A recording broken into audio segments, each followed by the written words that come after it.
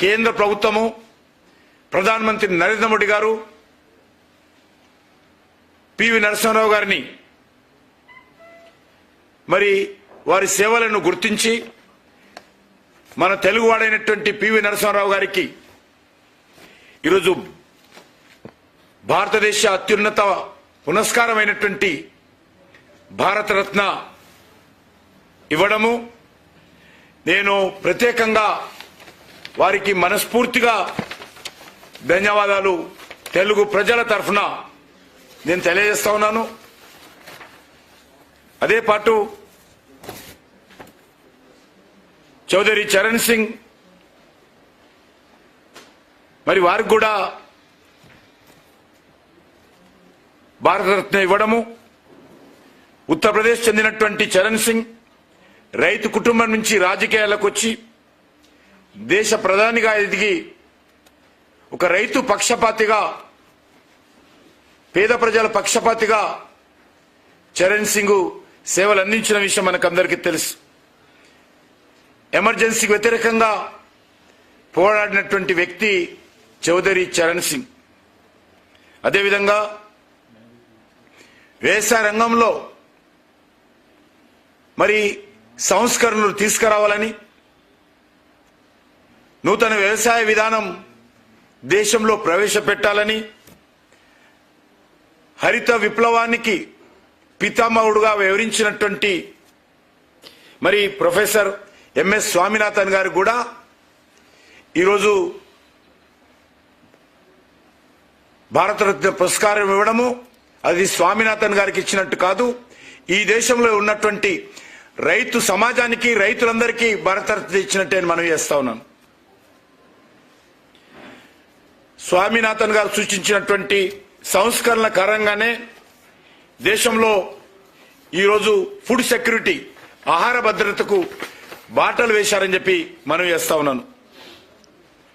తమిళనాడు చెందినటువంటి ప్రొఫెసర్ స్వామినాథన్ మరి వ్యవసాయ రంగానికి, రైతుల జీవితాలకు వెలుగులు చూపినటువంటి గొప్ప మహానుభావుడు స్వామినాథన్.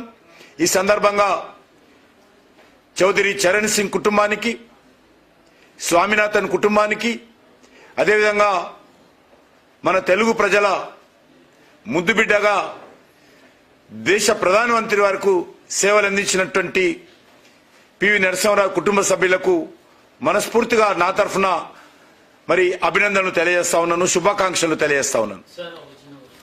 తెలుగు రాష్ట్రాల నుంచి మొత్తానికి పెద్ద కేంద్రంలో ఉన్నది, కేంద్ర మంత్రిగా మీరు బాధ్యతలు వహిస్తుంది. ఎన్నో ఏళ్ళ నుంచి లాంగ్ స్టాండ్ పెండింగ్ అంశం ఉంది సార్. ఎన్టీ రామారావు గారికి భారతరత్న ఇవ్వాలని చాలా మంది లెటర్లు కూడా రాశారు. దాన్ని ఏమన్నా మీరు కేంద్రం దృష్టికి తీసుకెళ్తారా? తప్పకుండా. సార్ ఏం సార్ గతంలో ఎన్నడూ లేని విధంగా 5గురికి ఏకకాలంలో భారతరత్న ఇచ్చారు, ఏంటి? భారతీయ జీవన విధానాలను, భారతీయ సంస్కృతిని, భారతీయ చరిత్రను గౌరవిస్తున్న విషయం మీకు అందరు తెలుసు. ఈరోజు అనేక రకాల మార్పులు ఈ దేశంలో తీసుకొస్తున్నాం.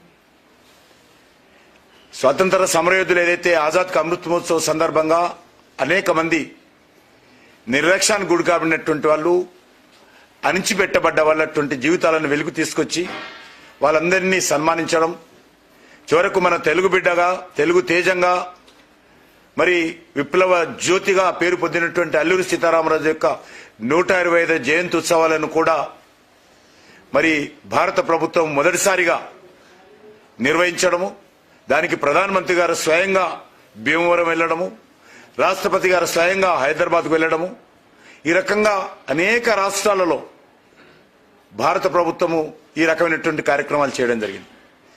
మరి బానిస ఆలోచన విధానానికి ఇంకా మరి మచ్చగా ఉన్నటువంటి అనేకమైనటువంటి కార్యక్రమాలను మార్పులు చేయడం జరిగింది. రాజ్పథ్ను మనం అందరం చూశాము, కర్తవ్యపథిగా మార్చడం జరిగింది. సుభాష్ చంద్రబోస్ విగ్రహాన్ని ఇండియా గేట్ దగ్గర ప్రతిష్ఠించడం జరిగింది. కాబట్టి అందులో భాగంగానే ఈరోజు నరేంద్ర మోడీ గారి నాయకత్వంలో అనేక మార్పులు తీసుకొస్తున్నాము.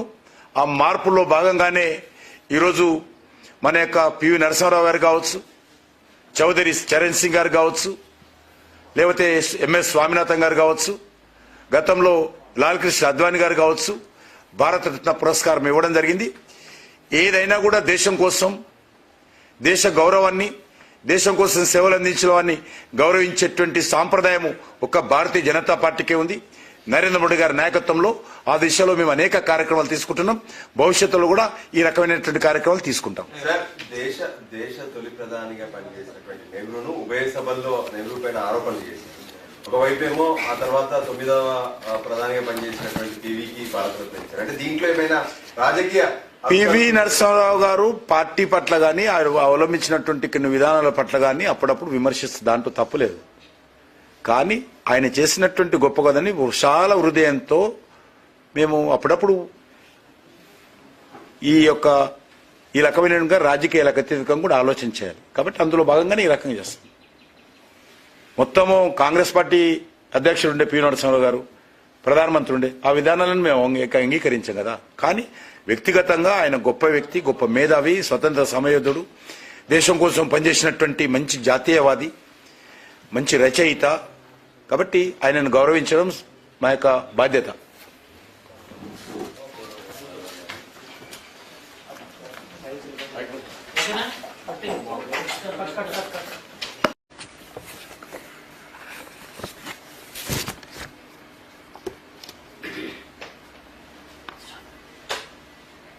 ఈరోజు భారత ప్రభుత్వము మన తెలుగు బిడ్డగా